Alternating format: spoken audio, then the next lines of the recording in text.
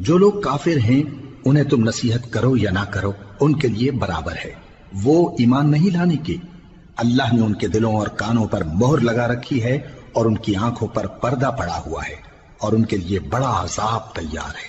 اور بعض لوگ ایسے ہیں جو کہتے ہیں کہ ہم اللہ پر اور روز آخر پر ایمان رکھتے ہیں، حالانکہ وہ ایمان نہیں رکھتے۔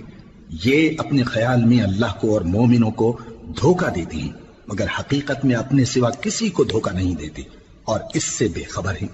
ان کے دلوں میں کفر کا مرض تھا، اللہ نے ان کا مرض اور زیادہ کر دیا اور ان کے جھوٹ بولنے کے سبب ان کو دکھ دینے والا عذاب ہوگا۔ اور جب ان سے کہا جاتا ہے کہ زمین میں فساد نہ ڈالو تو کہتے ہیں کہ ہم تو اصلاح کرنے والے ہیں۔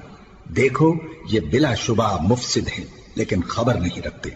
اور جب ان سے کہا جاتا ہے کہ جس طرح اور لوگ ایمان لے آئے تم بھی ایمان لے آؤ تو کہتے ہیں بھلا جس طرح بے وقوف ایمان لے آئے ہیں اسی طرح ہم بھی ایمان لے آئیں۔ سن لو کہ یہی بے وقوف ہیں لیکن نہیں جانتے۔ اور یہ لوگ جب مومنوں سے ملتے ہیں تو کہتے ہیں کہ ہم ایمان لے آئے ہیں، اور جب اپنے شیطانوں میں جاتے ہیں تو ان سے کہتے ہیں کہ ہم تمہارے ساتھ ہیں، اور مسلمانوں سے تو ہم ہنسی کیا کرتے ہیں۔ ان منافقوں سے اللہ ہنسی کرتا ہے اور انہیں مہلت دیا جاتا ہے کہ شرارت و سرکشی میں پڑے بہک رہے ہیں۔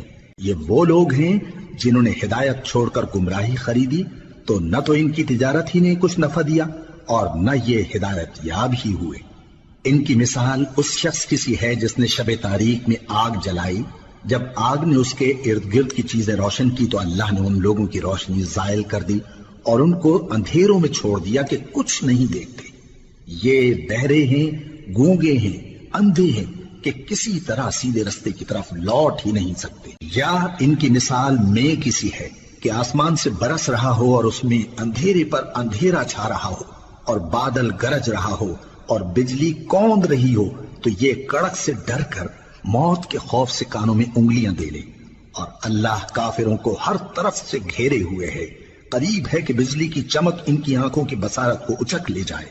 جب بجلی چمکتی اور ان پر روشنی ڈالتی ہے تو اس میں چل پڑتے ہیں، اور جب اندھیرا ہو جاتا ہے تو کھڑے کے کھڑے رہ جاتی ہیں۔ اور اگر اللہ چاہتا تو ان کے کانوں کی سنوائی اور آنکھوں کی بینائی دونوں کو زائل کر دیتا۔